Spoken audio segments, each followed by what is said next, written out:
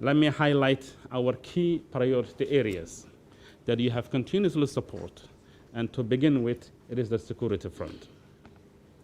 The European Union has not only been a supporter of the Somali security institutions, but also has been a vital financier and supporter of the former AMISOM and ATMIS. This is not a walk in the park. It's a journey that is very difficult. There are challenges of capabilities.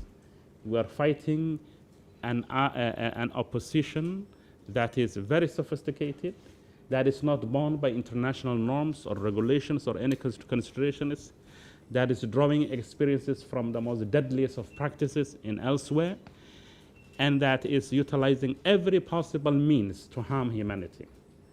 So on the security front, I think increasingly the capabilities, the numbers, and the reach of the Somali army and other regional administrations is increasing.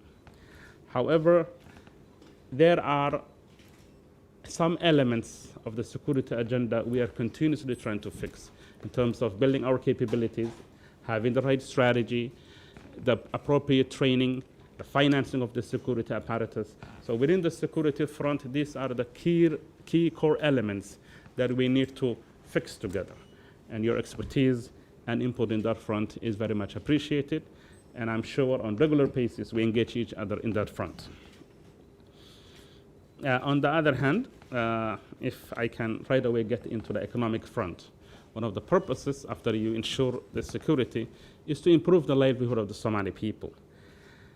I think increasingly from education to health, to social protection, social safety nets, an area that all your member states and the European Union in totality heavily invests in, there are significant gains in that front too. Of course, Somalia is at the bottom of many indicators. And frankly speaking, over 4 million children that live under Al-Shabaab directly or indirectly have not had access to school. But on our side, there are a specific human capital development macro level approach that focuses on education. And for the first time, the Somali government is investing in public schooling. Over 3,000 new teachers have been recruited, and strategies to involve in every aspect of education have been put in place. In the health sector, with DAML through the World Bank and others, and heavy investment that you guys make, and the Somali government has also dedicated a tiny but not a huge amount of budget to the social services. We are also making gains in that. In the particular financial management, accountability, and good governance front, I think a serious agenda has been put in place, and we have increasingly shown that there is an incremental, albeit a small increase in the revenue base, in the budgetary processes, into accountability frameworks, in trying to harmonize the customs and the revenue generation mechanisms and modalities. Despite some hiccups here and there arising from political impediments, I think we have made progress in that front too. But it is any progress that we make is way too small compared to what we can do. And it's that gap that we're trying to fill. With your expertise and input and with our energy and ownership, I think we can make gains in that front. Another area I would like to highlight of significant importance that many of you have either through multilateral arrangements or bilateral arrangements have contributed to is the stabilization front.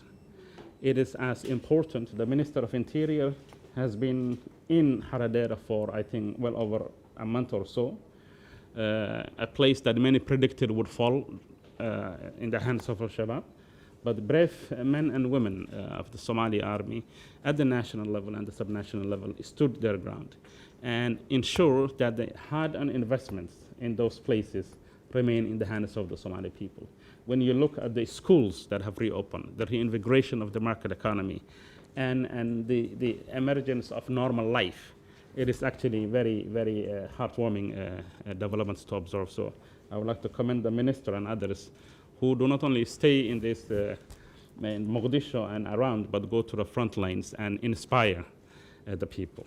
And here also I have next to me the Minister of Justice that has been away for almost equal number of days, going to almost all the front lines in Galmudug to support the armed forces. But in the stabilization front, as you will see in the coming weeks, and so we will be meeting with the implementing partners, looking at how we can ensure that the rule of law institutions, policing, justice, human rights protection, civilian protection are put in place. For Al-Shabaab to impose their form of justice on people, it's very easy because they have the capacity to just kill people and not bound by any law. But for us, we need to earn the trust and the legitimacy of the people through protection and good governance. So in the stabilization front, we would like to thank all of you, and every country sitting here does contribute very directly. Italy recently has gone one extra mile to invest in that front, and we truly appreciate that.